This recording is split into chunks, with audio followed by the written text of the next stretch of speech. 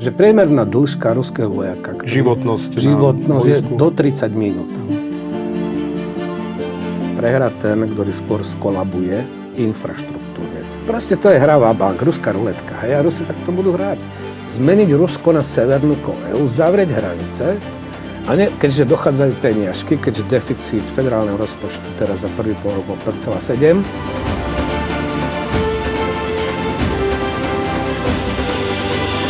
Vítajte v ďalšom interviu témy 21. Jeden slovenský interpret alebo kapela spieva vo svojej piesni, že vojna trvá 7 rokov. Tá na Ukrajine trvá už 4,5 roka. A my si ako keby na ňu zvykáme, čo ale nič nemení na tom, že tá vojna má desivé dôsledky tak na Ukrajinu, na jej materiálne proste vybavenie a budovy, domy, mestá a dediny, ale hlavne čo sa týka civilného obyvateľstva. A o tom, v akom stave vlastne je dnes vojna na Ukrajine, v akom stave je Ruská federácia ako agresor na Ukrajine, sa dnes budeme rozprávať s naším hosťom, pánom Alexandrom Dulebom, analytikom Slovenskej spoločnosti pre zahraničnú politiku a profesorom na Prešovskej univerzite. Pán Duleba, vítajte v štúdiu témy 21. Ďakujem za pozvanie. A dá sa vôbec povedať, že kto po 4 rokoch na vojne, teda vo vojne na Ukrajine vyhráva a aký by bol rozdiel medzi vašou odpoveďou pred rokom a dnes na takúto úplne jednoduchú otázku? Nedá sa povedať o tom, že by niekto na tej vojne vyhrával. Dá sa povedať o tom, že niekto ťahá za tú kratšiu časť toho povrazu, lebo tá vojna vlastne má niekoľko takých vývinových etáp. A tento polrok priniesol dosť zásadné zmeny v prospech Ukrajiny. Nedá sa povedať, že to je už ten prielom v tej vojne, ktorý by znamenal ukrajinské víťazstvo v tejto vojne. Ale jednoducho, ak si pozrieme na fakty, také kľúčové fakty, ktoré sa udiali a porovnávame ich s tými predchádzajúcimi rokmi, tak zistíme, že Ukrajina získava mierne návrh. Frontová línia a tempo ruského postupu, to znamená okupácie ukrajinských území v rokoch 24 až 25 bolo priemerne 300 až 330 km štvorcových za mesiac. Tento prvý polrok za 6 mesiacov je to dokopy 88 km štvorcových, čiže keď to vydelíme vlastne 6, tak zistíme, že to tempo dramaticky kleslo. Prečo sa tak stalo? A teraz hovoríme, lebo tá vojna má niekoľko rozmerov, hovoríme o frontovej línii samotnej. Killzona, ktorá sa začala formovať už v tom roku 24-25, to čo umožnilo Ukrajincom vlastne zastaviť ten ruský postup, ale maximálne ho spomaliť. To je vlastne smrtiaca zóna, ktorá je absolútne monitorovaná drónmi z jednej aj z druhej strany. Tá mala 20-25 kilometrov minulý rok, teraz na tých najväčších, najťažších úsekoch frontovej línie, ktorá má 1300 kilometrov ako dohromady, je to 40-50 kilometrov. Vidíme logiku ruského postupu od Avdijivky. Oni chceli postupovať a už začali postupovať, už po Avdijivke to boli 20-30 vojakov, že menšie skupiny už nevedeli nasadzovať ťažkú bojovú techniku, aby tú obranu prelomili. Teraz je to 1, 2, 3 vojaci, ktorí v noci, tak aby ich drony nevideli, preniknú niekde, proste udržia sa tam, zásobujú ich drónmi a tak ďalej. Potom snažia sa rozšíriť tú logistiku. Ale ten postup je skutočne taký, že vlastne v priemere, myslím, že ten Inštitút pre výskum vojny americký to vyrátal, tento rok to je denne asi 90 metrov. 90 metrov, ktoré prejdete za pár minút, ale to je proste ruský postup za obrovskú cenu. Čiže to je niečo úplne iné, ale tá kill zóna ako taká vlastne znamená, že všetko živé, čo sa tam hýbe, má veľký problém jednoducho tam prežiť. Priemere, a to je informácia šéfa CIA, pred 2 dňami som to počul, že priemerná dĺžka ruského vojaka, životnosť je do 30 minút, ktorý ide vlastne akože to je skutočne realita? Ja som tiež to číslo počul. Ja len predpokladám, že v CIA si asi, keď to hovoril v kongrese, tak to si asi nevymyslel len tak. Čiže akože preto sa ten postup zastavil Čiže tá vojna ako na zemi nemá riešenie. Hej, tie drony to vlastne zneutralizovali, zastavili. Rusi, čo je paradoxné na tom všetkom, Rusi stále veria, že to môžu nejak obsadiť ten Donbas, podľa všetkého to zúžili ten svoj cieľ na ten Donbas, ale jednoducho tamto riešenie ako podľa mňa nemá, lebo ak by šli takýmto tempom, tak to je do konca budúceho roka, možno aj viac rokov, ak by vôbec akože mali obsadiť ten Donbas. Hej, ale to si myslím, No, ale k tomu ja chcem práve, alebo moja otázka smeruje k tomu, že ten Donbas ako keby vypadol aj z tých medializovaných správ. Viac sa dozvedáme, alebo viac tých správ je o tom, ako sa Ukrajine darí zasahovať hlboko na území Ruska a na druhej strane hlavne v posledných dňoch počujeme o pomerne v úvodzovkách úspešných útokoch Rusov na ukrajinskom území, ktorej údajne chýbajú projektily v systéme protivzdušnej obrany. Že vlastne, kde je teraz priorita tej vojny? Stále je to ten Donbas, alebo ide tu o to zlikvidovať alebo paralizovať energetickú, logistickú infraštruktúru jednej aj druhej strany? Súčasne, lebo tým, že tá frontová línia je zamrznutá, tak jednoducho je to vojna na vyčerpanie. Prehrá ten, ktorý skôr skolabuje infraštruktúrne. To znamená, že tá krajina nebude schopná ekonomicky ako fungovať. Ale krajina ako taká. Ale aj vojsko vlastne prichádza. Ale samozrejme, to otázka. A tu sú práve pri tom zásobovaní sú absolútne kľúčové tie drony stredného dosahu. Hej, čo ukazuje tento prvý polrok, kde Ukrajinci proste majú návrh, technologický návrh, lebo tam už využívajú dosť masívne aj umelú inteligenciu, čo Rusi ešte nie.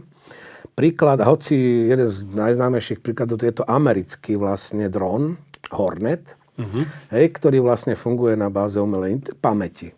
To znamená, že on má v pamäti už vlastne geografiu akože tých území, kde má dosah.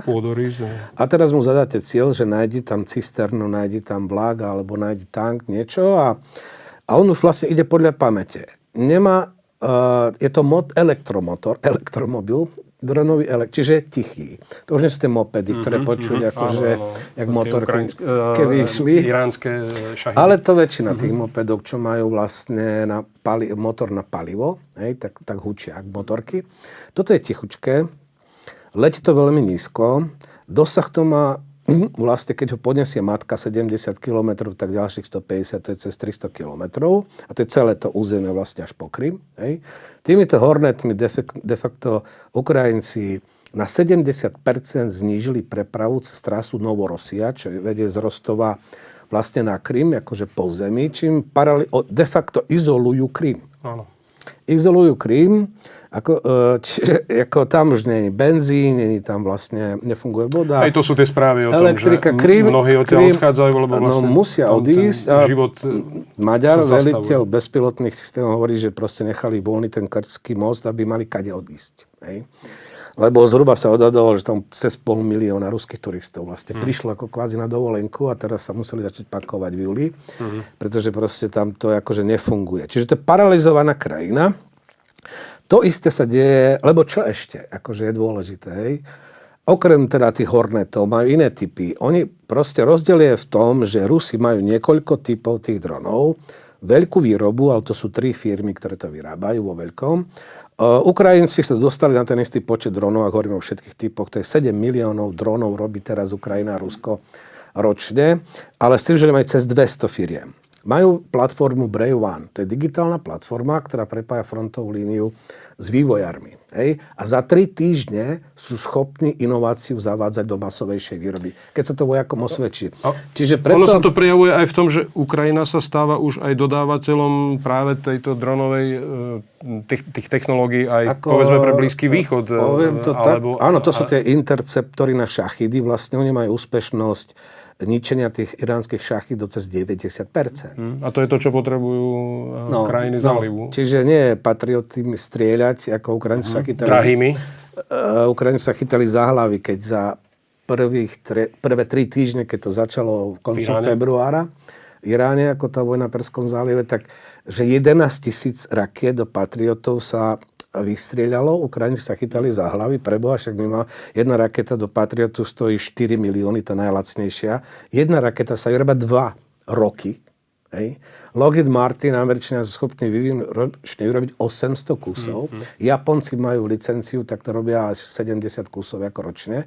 Viac ako že nikto. A tu 11 000 rakiet. Ukrajinci za celý minulý rok použili 175 tých rakiet. Iba proti balistike, lebo sa ukazuje, že tie Patrioty sú najlepšie na balistiku. Oveľa účinnejšie než... Dobre, skúsme to zhrnúť teraz, že hovoríme si o tej situácii priamo na bojovom poli, alebo teda na tom rozhraní, na frontovej línii. A teraz sme to rozšírili aj akoby o tie útoky do vnútrozemia. No tak keď to berieme akoby takto globálne, tak vieme odpovedať na tú otázku? Kto je vo väčšej výhode? V prospech koho je ten čas teraz? Vyrovnalo sa to. A to je zásadná informácia, zásadný nový faktor tohto prvého polroka roku 26. Ono to začalo v decembri už zhruba minulého roku, keď Ukrajinci začali úspešne zasahovať strategickú infraštruktúru na území Ruska. A predtým tú kapacitu nemali. Hej, to boli ojedinelé proste útoky, niečo sa občas podarilo, ale teraz je to systematicky. Oni už každú noc vysielajú na územie Ruska viac dronov, než Rusi na ukrajinské. Rusi vyhrávajú v segmente balistiky.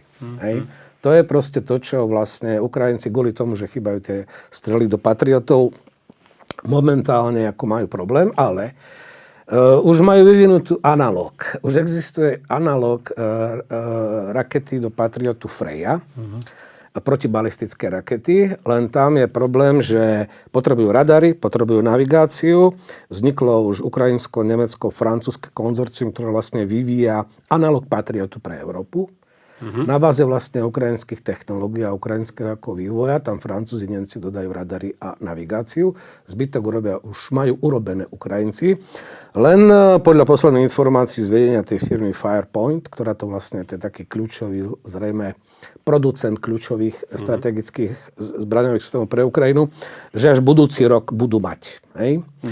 Čiže je to otázka času, nevedia si s tým pomôcť teraz, je tam proste nejaká okno možnosti pre Rusov využívať maximálne tú balistiku, ktorú majú, lebo tým, že nemajú tie Patrioty, tak vlastne to. Dobre, okej. Rozumiem tomu tak, že nevieme povedať jednoznačne, akoby v tomto momente, ale tak aká tu môže byť vlastne budúcnosť? Čo hrozí nejaký korejský scenár nejakého zmrznutia toho na nejakej línii a teda obidve strany budú stále stať v bojovej pozícii? Čakáme na moment, keď jedna zo strán si povie, že už nemá kapacity ekonomické, ľudské, ako pokračovať tej vojne ďalej a preto sa začnú rokovať. A kto je v tom slabší? Kde je väčšia pravdepodobnosť? Že... Ja si myslím, že Ukrajina s podporou Európy, ktorá má niekoľkonásobne väčší ekonomický potenciál, finančný potenciál a má tú podporu, však skutočne ako tých, povedzme, tých 90 miliárd, ktoré vlastne dostali akože úver, teda z Európskej únie, 60 miliárd ide na zbrane. Hej. To znamená na vývoj dronov, balistiky, antibalistiky a tak ďalej. To je tá protiváha proti Rusku. Ukrajina, v momentálnej situácii Ukrajinci vedia, že tento rok a ďalší rok 20 majú vykrytý.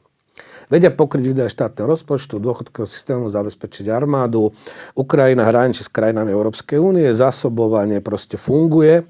Horšie je to proste v prípade teda dopadov tých ukrajinských útokov podľa mňa na Rusko, lebo tam sú obmedzené zdroje. Napriek tomu paradoxne, aké veľké Rusko a všetci proste hovoria, hlavne stúpec, že to je nekonečné a to ako sa nemôže minúť.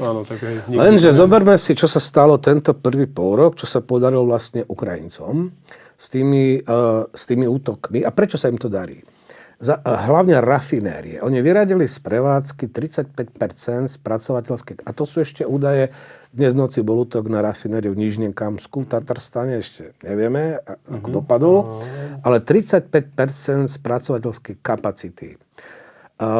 Tá vlastne, čiže Rusi prestali exportovať benzíny naopak, na vlastne diesel kupujú. A teraz musia kupovať a to ešte... A to je dopad na armádu, na civilný... Ale aj na rozpočet, lebo však štát to kupuje. Štát to kupuje. No a čiže to je niečo neuveriteľné. To sa podarilo hlavne vďaka vystupňovaným útokom máj, júl, aj začiatkom augusta. 35% spracovateľskej kapacity, to je výsledok. Celkovo odhadované škody, čo som si pozeral len na zariadení tých rafinérií, sú vo výške 13,5 miliardy amerických dolárov. S tým, že ide o technologické sústavy, primárne spracovanie ropy, sekundárne, ktoré vlastne väčšinou majú, oni modernizovali tie rafinérie svoje, asi pred 15-20 rokmi nakúpili z Európy a aj od Američanov vlastne tie technológie a vlastne nevedia ich akože rýchlo opraviť. Hej? Ako pomáha Rusku naopak to zvyšovanie ceny ropy? Lebo toto sa vyčíta v tej vojne, ktorú... Pôjdem k tomu, len ešte by som dodal ešte jednu vec, lebo to sú rafinérie. Hej? To Rusi ako nevedia, čo to bolo čakať na pumpách na benzín a teraz sa tomu učia. To je realita, no. To je realita. Na Kryme benzín nie je vôbec. Hej? Tam sa to vydá len pre armádu a štátne orgány a všade proste sú... Ceny išli hore samozrejme a keď idú ceny hore na pohonné hmoty, tak to máš dopravu drahšiu a tým pádom máš tovary drahšie. Hej? Pretože to všetko so všetkým súvisí. Ešte Wildberries, tie sklady, to by som chcel pár slov k tomu povedať, lebo to je druhý taký, všetci sa čudovali, prečo útočia na tie sklady Wildberries.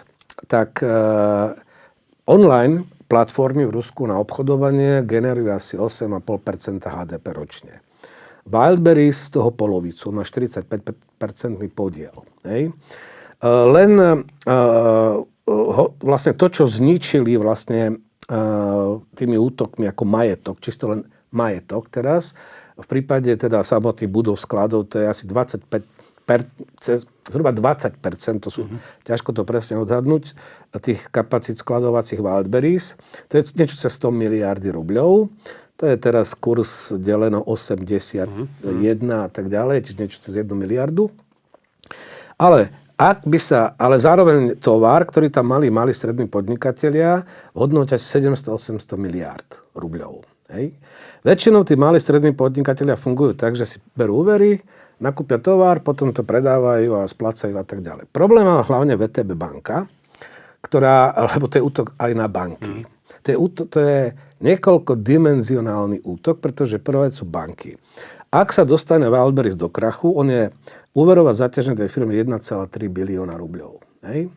A hlavný veriteľom je VTB banka. VTB banka okrem toho sa ešte kúpila aj banku, to Wildberries, kde má 50% podiel. Čiže to by bolo ako navýšenie vlastne portfólia zlých úverov. Vo VTB banke, ktorá už na konci minulého roka je to druhá najväčšia ruská banka a má 14% podiel, aspoň podľa oficiálnych údajov Ruskej centrálnej banky, ešte pred útokmi na Wildberries, to bolo 14% na celkovom portfóliu úverov. A pritom v podstate Medzinárodný fond, Svetová banka, finanční experti hovoria, že akceptovateľná hranica je 10%. Keď je to viac, už je to problém. Celkovo, ak zoberieme všetky ruské banky, niektoré sú zdravé, ako Sberbank, ten sa drží, ale ak to zoberieme všetky ruské banky teraz, tak je to už viac ako 10%.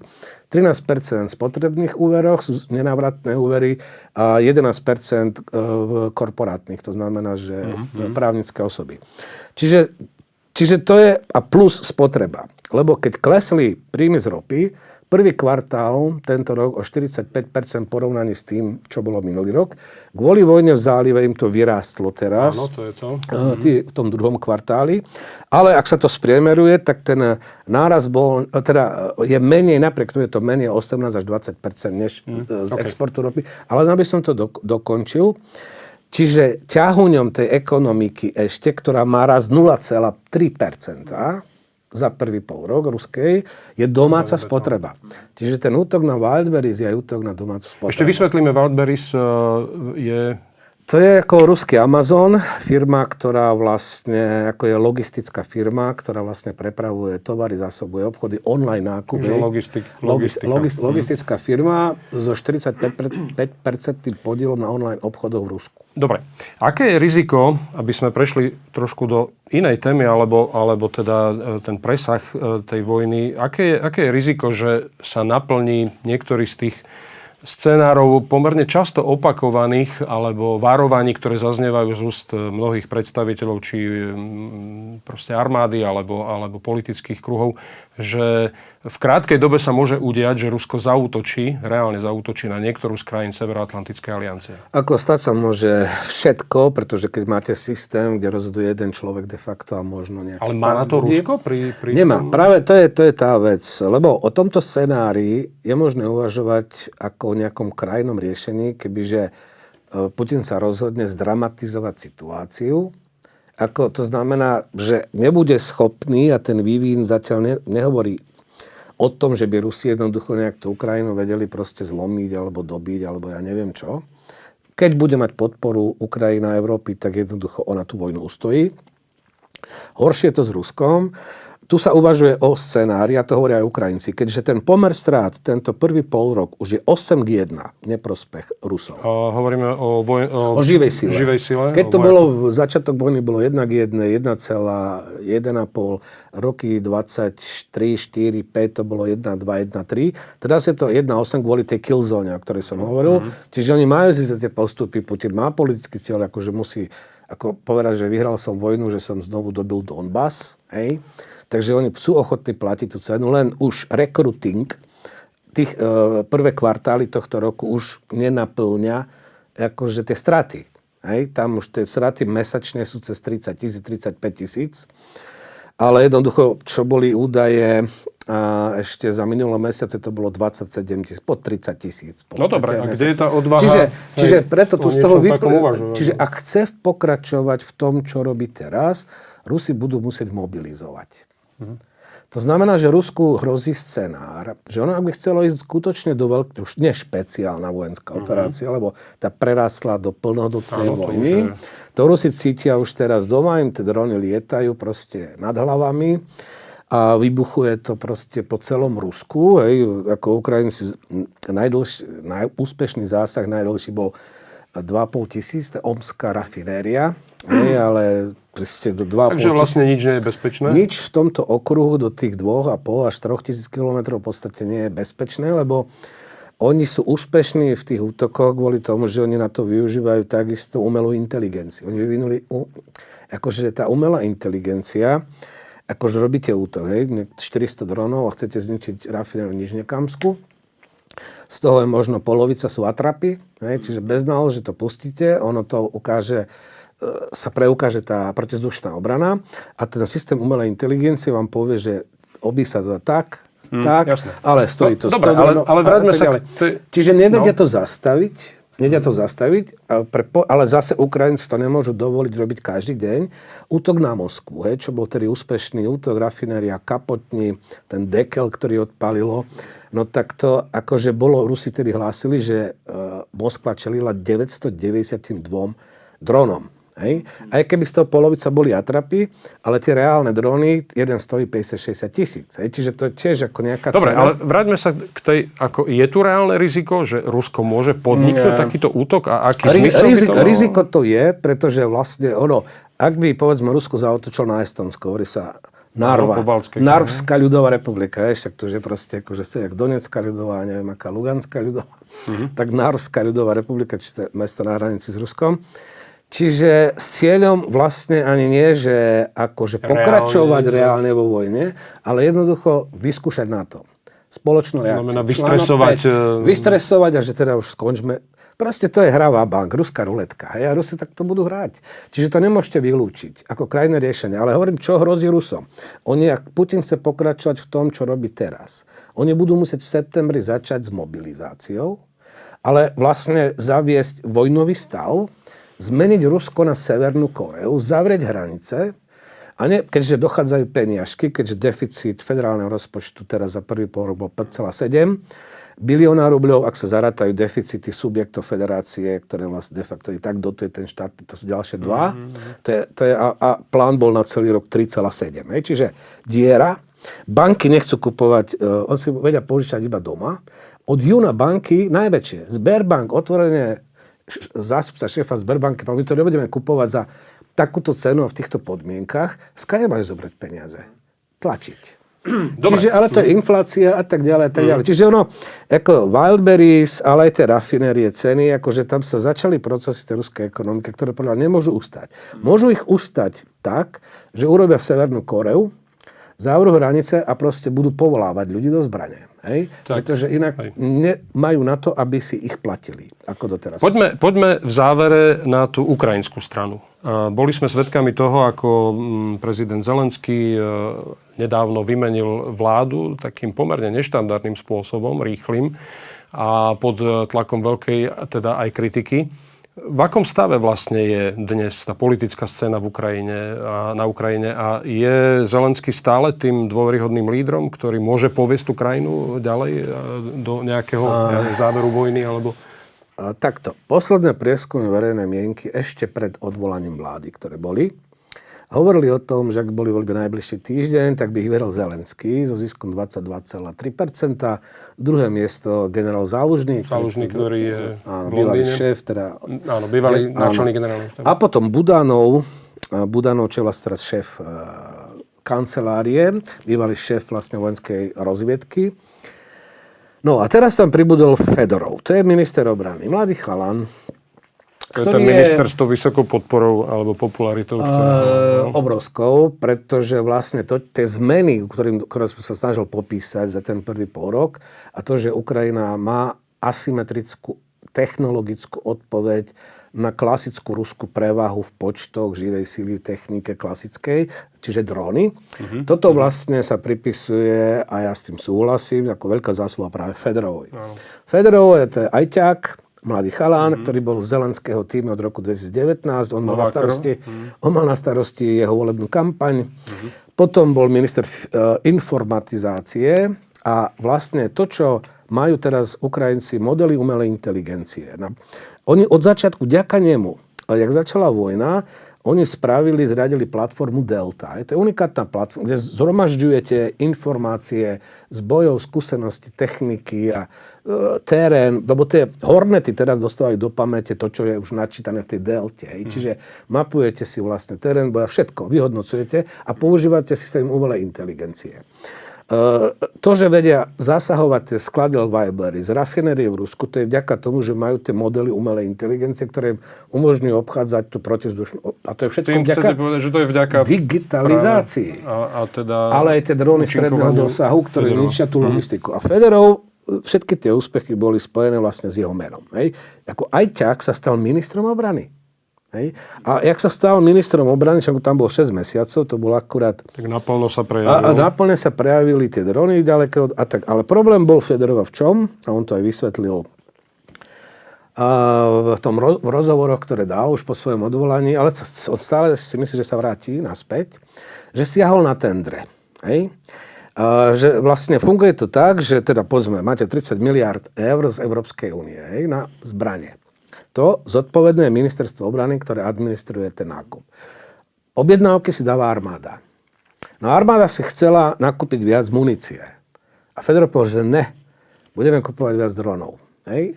Začali konflikty so sýrským, že toto nie je cesta, že pre Ukrajinu. Čiže on dal ako kvázi víziu Ukrajincom technologického víťazstva v tejto vojne.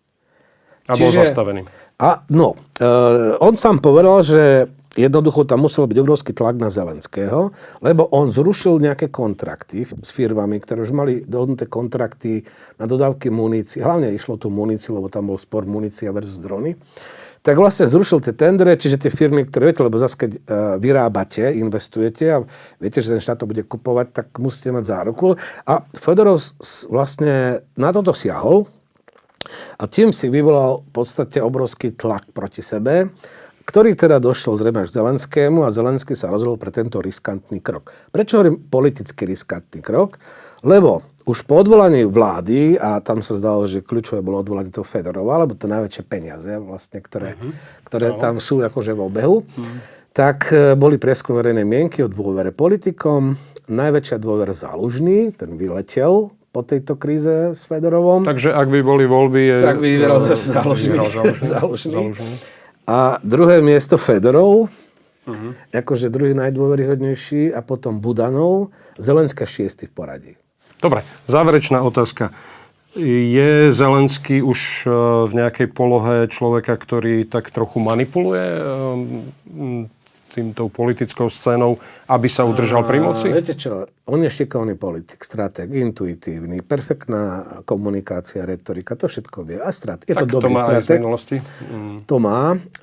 Ja si myslím, že... Ale on nie je ako imunný voči tlakom, lobistickým tlakom. Hej? Lebo toto je druhá takáto kauza, kde sa začali na Ukrajine počas vojny protesty proti nemu. Prvýkrát to bolo kauza Mindič Gate, keď musel odvolať Jermaka. Ale tá situácia, ako zvládol Jermaka vtedy, veď to sa zdalo, že bez Jermaka sa nedá robiť nič.